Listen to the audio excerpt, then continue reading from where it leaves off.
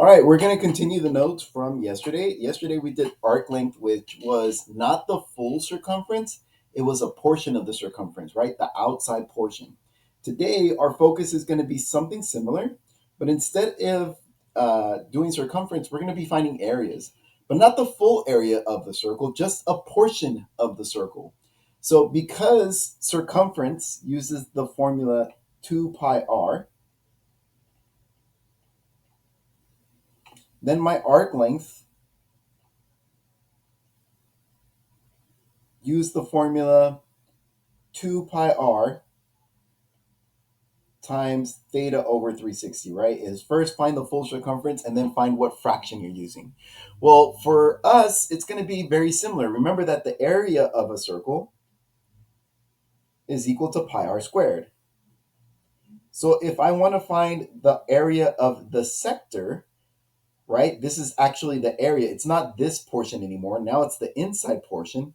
If I want to find just a piece of the circle, then you find the area of the full circle and then find out what fraction of the circle you're using.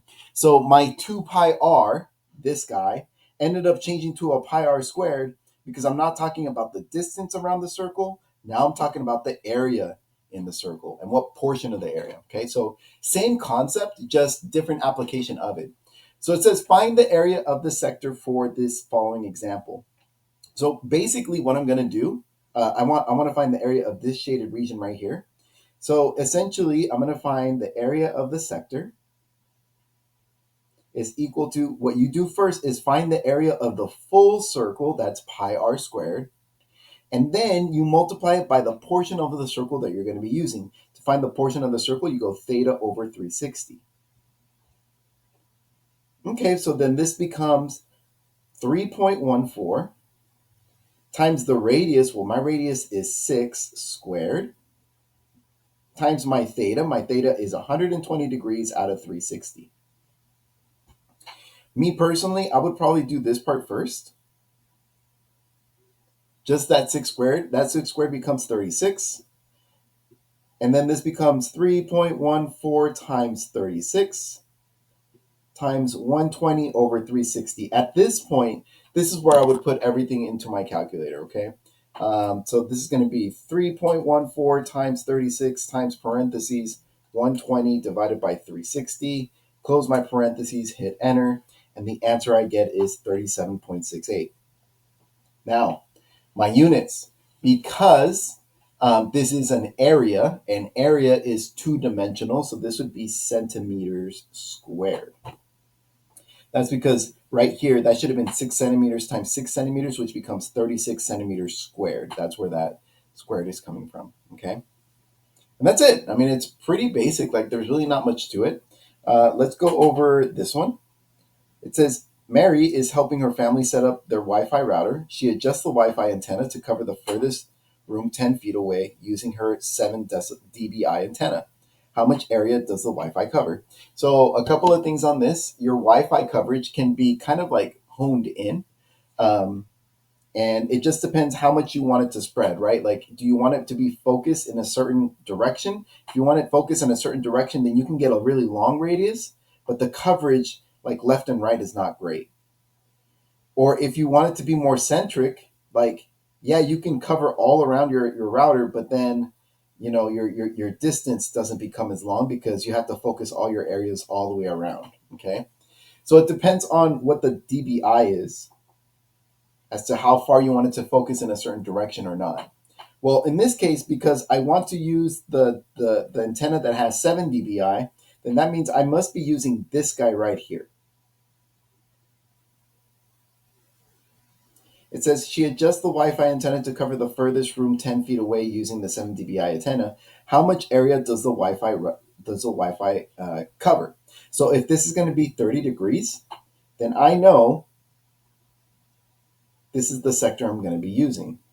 Now, it says that she wants it to go 10 feet away, right? So if it's going to be 10 feet, that means 10 feet is going to be this radius right here. So I'm going to go ahead and use the formula. Area of the sector is equal to pi r squared times theta over 360. Hey, I saw a lot of people in class writing this like this. Please don't do this. Because that looks like 0 out of 360. If you're going to write theta, you need to put a line through it so that way I know, oh, you're talking about the letter theta and not the number 0, okay? All right, so let's go ahead and substitute values. This is going to be 3.14 times my radius. Remember, we said that my radius, according to the word problem, was 10 feet.